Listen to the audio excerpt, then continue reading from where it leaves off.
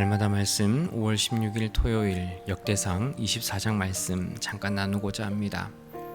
역대상 23장 이후로부터는 레위 사람들이 그 공동체와 그 성전 또 하나님을 섬기는 일을 어떻게 해야 하는지 이야기를 하고 있습니다. 오늘 24장에 보면 아론의 자손 가운데서 제사장을 직분을 맡은 그 사람들에게 혼란이 생깁니다.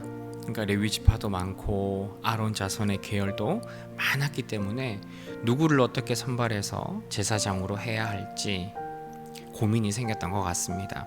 사실 제사장으로 섬기는 것은 그 사람이 어떤 특별하고 더 거룩하고 이런 의미보다는 하나님의 일을 성실하게 잘 맡아서 감당할 사람을 하나님께서 세우는 그런 방식이었습니다.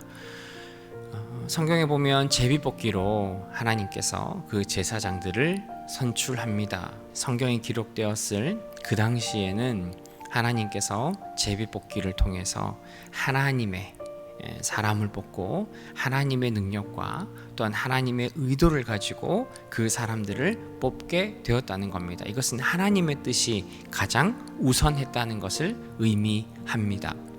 그렇다고 해서 오늘날의 제비뽑기가 하나님의 뜻인가 하는 것은 조금은 또 다른 문제입니다. 이 당시는 이 일을 통해서 제비를 뽑은 것이 어떤 사람의 어떤 인기나 여론이나 영향력 같은 것들을 통해서 뽑은 것이 아니라 하나님의 뜻을 통해 그가 뽑혔음을 하나님께서 보여주시기 위한 방법으로 하나님은 제비뽑기를 선택하셨습니다. 제사장은 하나님이 명령하신 그 명령대로 정해진 규정대로 일하는 사람이었습니다. 그렇기 때문에 그들이 지켜야 하는 모든 그들의 섬김의 과정, 섬김의 일은 하나님이 명령하신 대로 그 일을 해야 했습니다. 우리가 믿음의 공동체라고 말하는 것은 공동체에 속해 있는 우리 모두가 하나님이 원하시는 일을 하나님이 원하시는 방식대로 처리하기 때문에 우리는 믿음의 공동체라 이야기를 할 수 있습니다. 믿음의 공동체의 주인은 당연히 예수님이시죠.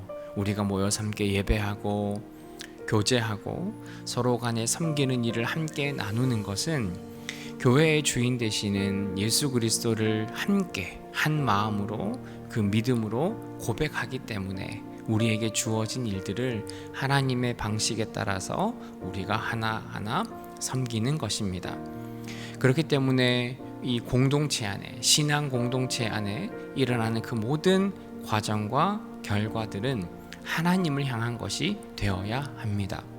혹여라도 인간적인 그런 생각과 부정들 또 하나님의 방법이 아닌 그런 과정들을 통해서 이루어지는 것이라면 그것은 하나님이 바라는 것이 아니기 때문에 교회 공동체는 하나님께서 명령하신 그 내용에 따라 방법에 따라 교회가 함께 움직이고 운영되어야 합니다.